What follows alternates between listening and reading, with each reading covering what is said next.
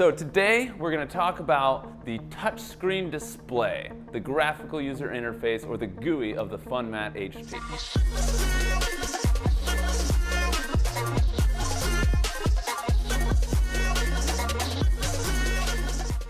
You know, working with these high temperature plastics, there's hot objects, especially the build plate that you're pulling out of the machine. So you're often wearing gloves.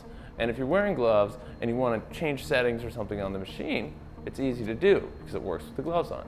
This touchscreen is designed for ease of use. It's not your standard Sailfish-based OS design where you're scrolling through tons of text and things like that. It's actually really easy to use, and it includes features like being able to change the filament or pausing the print and resuming and changing all your settings and speeds. The next part is the turn wheel.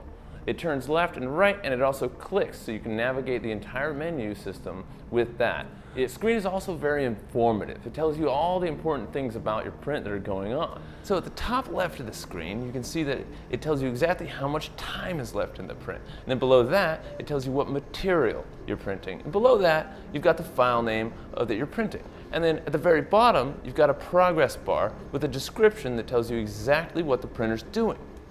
On the top right, you have the nozzle temperature, the build plate temperature, the chamber temperature, and then on the far right side, you have three controls. The first one will pause and resume the print.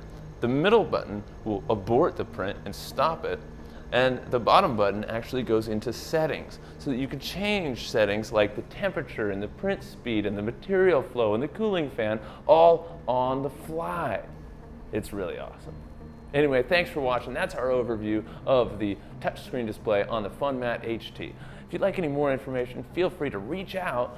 We're printing every single day on these machines. It's really awesome. You can hit us up at contact@visionminer.com. You can give us a call. Check out the website, visionminer.com.